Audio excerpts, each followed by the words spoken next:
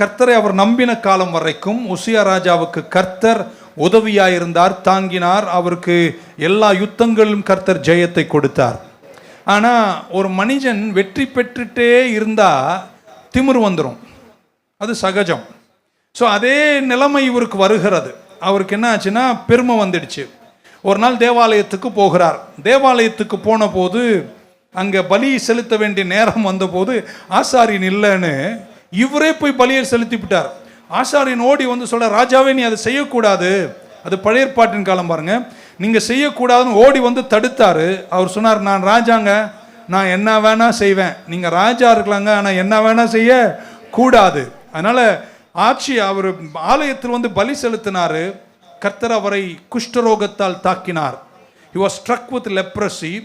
மிச்சமான தன்னுடைய ஆயுசு நாள் முழுவதும் தனிமையில் ஒதுக்கப்பட்டு மீண்டும் தேவாலயத்தில் ஒரு நாளும் பிரவேசிக்க முடியாமல் குடும்பத்தை விட்டும் வீட்டை விட்டும் தேவாலயத்தை விட்டும் என் தேசத்தை விட்டும் அவரை தூரமாக ஒதுக்கி வைத்தால் காரணம் உசியா ராஜாவுக்கு வந்த பெருமை. ஞானத்தால் ஒரு தேசத்தை கட்டினார்.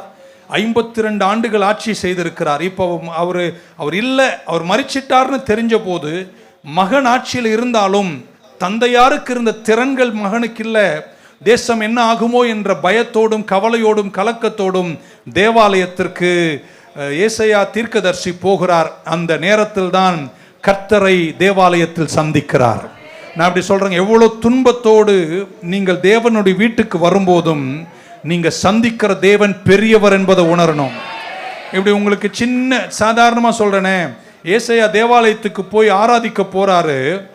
லிட்டில் கிங் காலி ஆயிட்டாரு, ஆனா பிக் கிங் இன்னும் உயிரோடு தான் இருக்கிறார். இப்படி சொல்றேன், நீங்க அந்த வெளிப்பாடு எப்பவுமே உங்களுக்கு இருக்கணும். வாழ்க்கையில எது சரிஞ்சாலும் சிங்காசனத்தில் வீற்றிருக்கிறவர் ஒரு நாளும் சரிவே மாட்டார்.